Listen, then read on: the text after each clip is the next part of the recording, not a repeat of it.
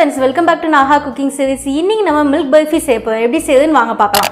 அதுக்கு முன்னாடி நீங்க இன்னும் Naga Cooking Series subscribe பண்ணலனா subscribe பண்ணிக்கோங்க.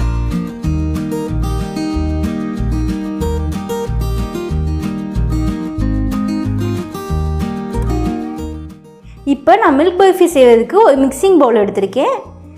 இதுல நம்ம 3 கப் பால் பவுடர் சேர்த்துடலாம்.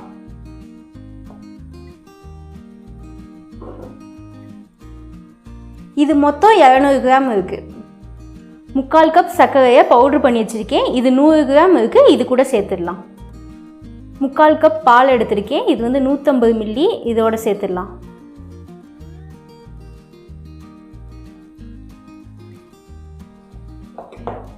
இப்போ நல்லா கட்டி இல்லாம கலந்துக்கலாம்.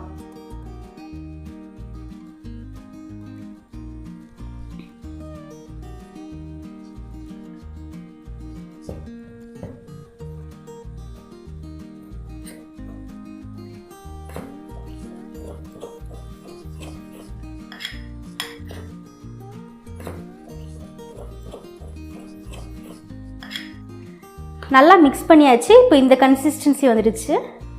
பேன் சூடானோடனே ஒரு 1/4 கப் நெய் எடுத்து வச்சிருக்கேன். இதை ஊற்றிக்கலாம். கலந்து வச்ச பால் பவுடரை நெய்யில் சேர்த்து நல்லா கைவிடாமல் கிண்டிக்கலாம்.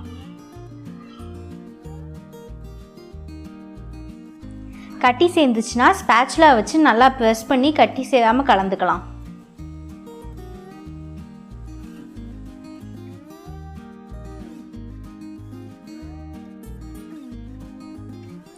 அடுப்பை லோ ஃப்ளேமில் வச்சு கெட்டி சேராத அளவுக்கு கண்டினியூஸாக மிக்ஸ் பண்ணிக்கிட்டே இருக்கணும்.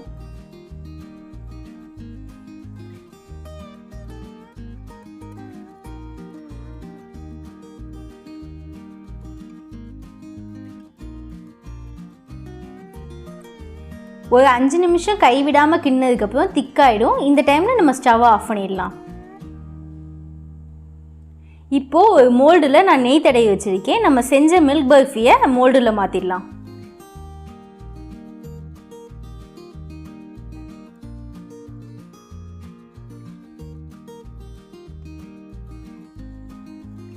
பர்ஃபி நல்லா ஷேப் வர்றதுக்காக நான் ஸ்பேச்சுலா வச்சு நல்லா ப்ரெஸ் பண்ணிக்குவேன்.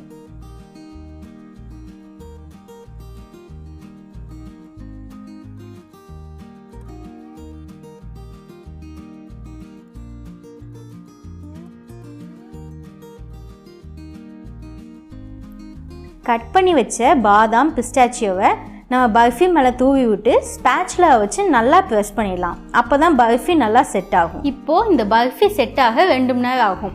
நம்ம 2 மணி நேரம் கழித்து பார்க்கலாம்.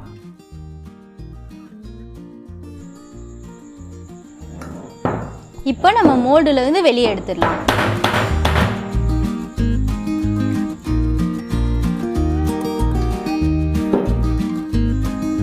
கத்தியில் நெய் தடவிட்டு இதை நம்ம பீஸ் போட்டுடலாம்.